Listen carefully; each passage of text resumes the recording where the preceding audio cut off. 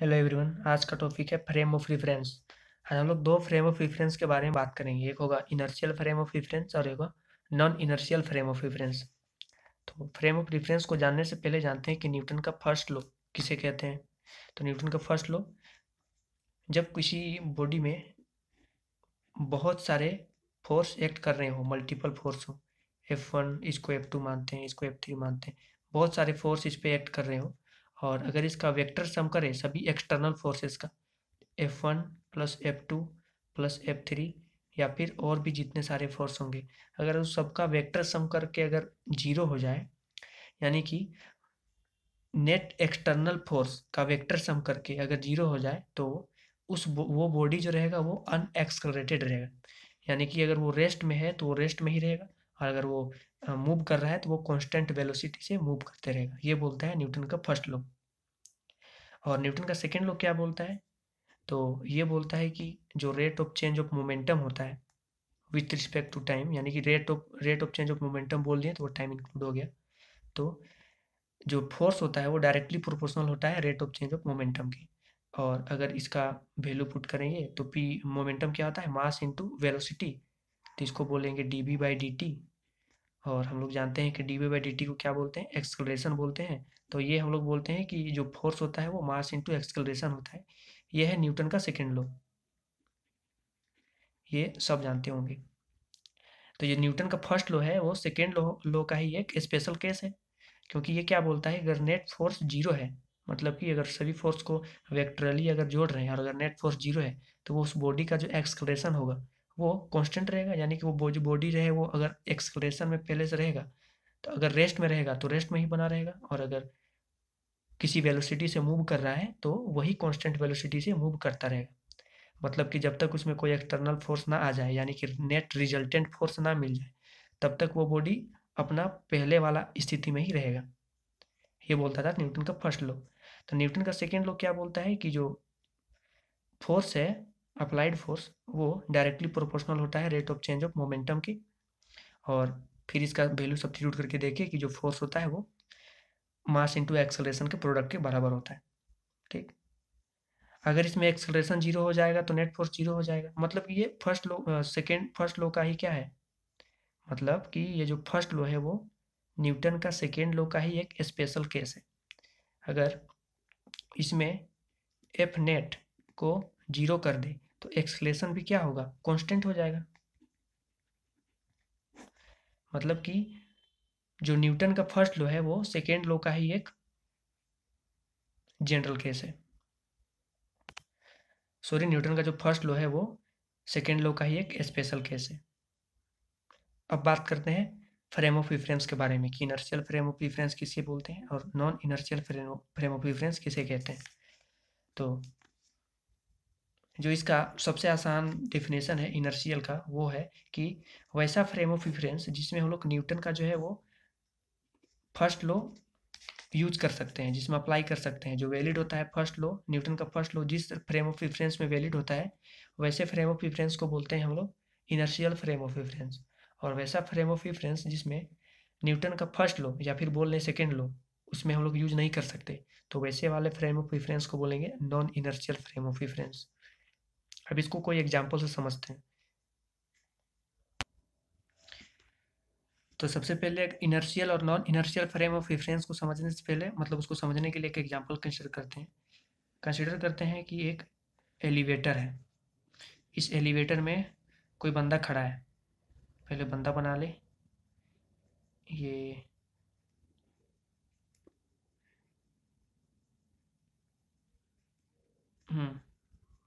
ये काफ़ी है। और एलिवेटर में एक कोई एम मास का कोई एक ऑब्जेक्ट लटक रहा है, और ये पूरा एलिवेटर टंगा हुआ है किसी रस्सी से। ठीक। और एक बंदा इसको ऑब्जर्व कर रहा है ग्राउंड फ्रेम से। इसे भी बनाते हैं। हम्म, थोड़ा अजीब बना, बट समझने के लिए काफ़ी है। अब इस रस्सी जो है, ये जो टंगा हुआ था, ये रस्सी अचानक से टूट गया। ठीक। अब ये टूट जाएगा तो ये क्या होगा? ये नीचे गिरेगा। नीचे गिरते वक्त इसका एक्सेलरेशन होगा वो जी होगा, जो कि 9.8 मीटर पर सेकेंड स्क्वायर होता है। तो ये जी एक्सेलरेशन से डाउनवर्ड डायरेक्शन में नीचे गिरेगा। तो जब ये नीचे गिरेगा तो इस ऑब्जर्वर को क्या दिखेगा? इस ऑब्जर्वर को दिखेगा सबसे पहले, जैसे अगर ये मास है तो इसमें नीचे एक्ट कर रहा होगा mg, और ये टंगा हुआ है ये रस्सी में तो इसमें एक फोर्स होगा टेंशन T। तो इस बंदे के फ्रेम में बात करते हैं जो ग्राउंड फ्रेम में है। इसके फ्रेम में देखेंगे तो उसमें जो नेट एक्सेलरेशन है वो कितना है? तो नेट एक्सेलरेशन है ये पूरे सिस्टम का जी डाउनवर्ड डायरेक्शन में। तो इसको क्या दिखेगा? नेट फोर्स इसमें कितना होगा? तो mg minus T is equal to mass into acceleration. Newton का सेकेंड लॉ अप्लाई किए हैं, Newton's second law. Newton second law क्या बोलता है कि जो नेट फोर्स होता है वो होता है मास इंटू एक्सेलरेशन के बराबर। तो नेट फोर्स कितना होगा? mg minus T is equal to mass into acceleration. Acceleration है जी, तो एक्सेलरेशन जी है। तो इस बंदे को क्या दिखेगा कि ये जो पूरा मास है वो mg minus T is equal to mg minus T is equal to mg, इसको ये दिखेगा। ठीक, और जब ये देखेगा जो एलिवेटर के अंदर में है वो देखेगा तो उसको क्या दिखेगा कि इसका तो कोई एक्सेलरेशन नहीं है, ये इसको अंदर में ये कैसा दिखेगा? ये तो टंगा हुआ सिर्फ दिखेगा, ये कहीं थोड़ी ना इधर उधर जाएगा। तो इसको क्या दिखेगा कि ये जो mg minus T is equal to M A लिखेंगे तो एक्सेलरेशन क्या हो जाएगा? इसके लिए जीरो है क्योंकि ये रेस्ट में है, रेस्ट में है मतलब एक्सेलरेशन जीरो है। तो इसके लिए mg is equal to T ये इक्वेशन मिल रहा है। और इसके लिए क्या मिल रहा है? इसके लिए मिल रहा है कि mg जो है वो t के बराबर नहीं है। अब इसको कुछ और दिख रहा है, इसको कुछ और दिख रहा है, और ऐसा तो हो नहीं सकता कि एक साथ ही दोनों को ऐसा अलग अलग चीज़ दिखे।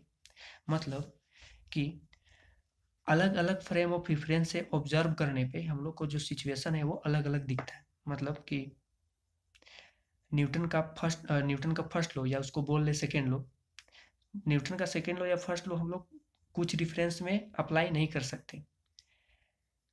तो अगर हम लोग को जिस फ्रेम ऑफ रेफरेंस में न्यूटन का फर्स्ट लॉ या फिर न्यूटन का सेकंड लॉ अप्लाई नहीं कर सकते, वैसे वाले फ्रेम ऑफ रेफरेंस को क्या बोलेंगे? Non inertial.